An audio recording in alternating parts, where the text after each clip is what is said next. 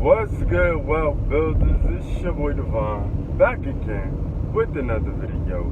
And today, we're talking about assets versus liabilities.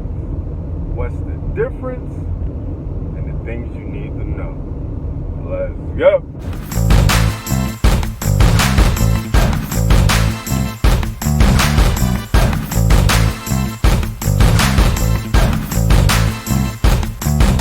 Okay, real quick, make sure you subscribe to the channel because we talk about making more money, saving more money, building a better you and business. So without further ado, let's get to the topic on hand: assets versus liabilities.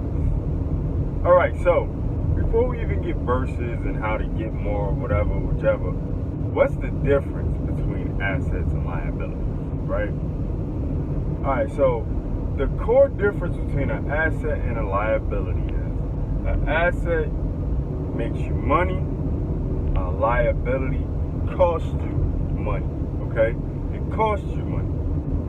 So, assets bring in money, liabilities cost you money. That's simple. Now, with that being said, why do we always see rich people with liabilities? Big houses, expensive cars, expensive watches, jewelry out the a-hole. You know what I'm saying? So why do we, every time we think of wealthy people and we see wealthy people, they got all this money. They got all these toys. Porsches, Ferraris, Lamborghinis, you know what I'm saying? Boats, things like that, right? Why are these people, why do they have so much money?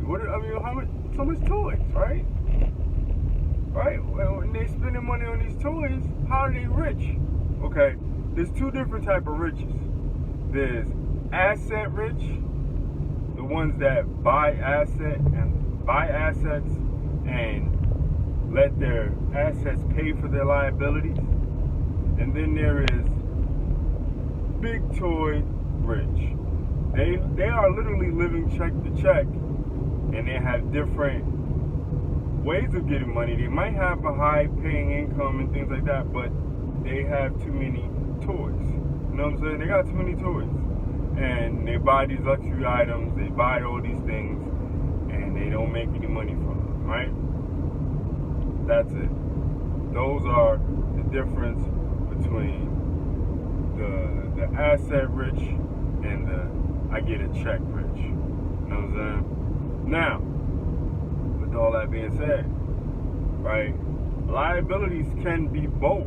Some can be both if you use them right.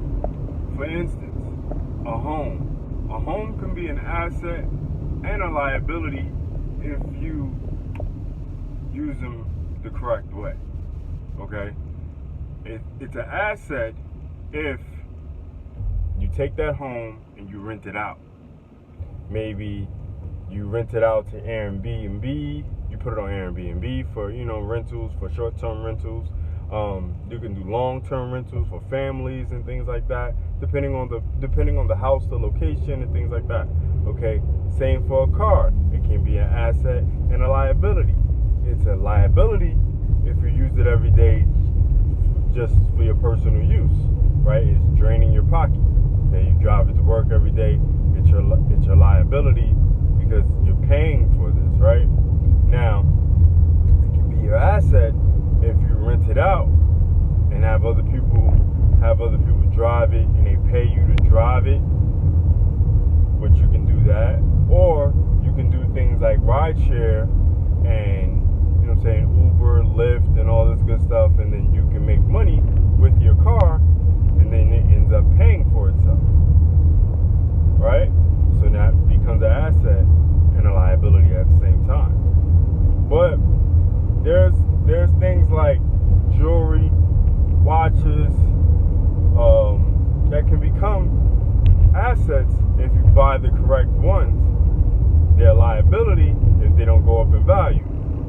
See what I'm saying? Everything you purchase, if it's going up in value, if it goes up in value, and when you sell it, then it becomes an asset because you can make some money from it, right? You can make more than what you spent on it. Now, if it doesn't go up in value and you end up just buying them and enjoying them, then it's just a liability. So there's a few ways you can actually circumvent having a lot of liabilities is by using your assets to pay for your liabilities. For instance, you want a new car, right? So, but there's a property that you should be purchasing. You purchase the property, say like a 3-family home. You purchase that bad boy, and then you go ahead and rent out each 3 of the apartments. Okay? Now you have a cash flow coming in. You have positive cash flow coming in, and then you can, buy a vehicle and pay for that monthly through the positive cash flow from that real estate. See what I'm saying?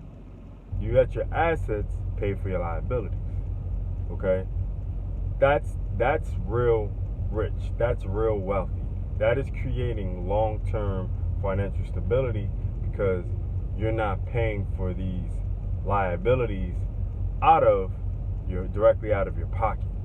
Okay, you get investments, you find those investments, and you take the passive income from that investment to pay for your lifestyle.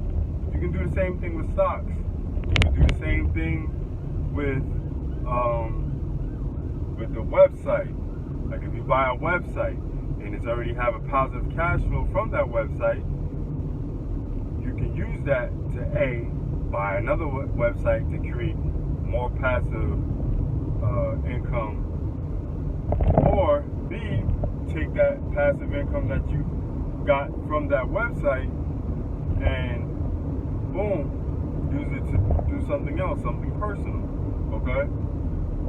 It's a very simple way of thinking, but it also takes a certain type of mindset. Okay? And a lot of people don't have this mindset. A lot of people don't have this, I take my money, invest it in assets, and then the money I get back from those assets, I create more money. Right? A lot of people don't have that mindset. So that's why we always talk about working on mindsets and working on the way you think about things, the way you look at money. Okay?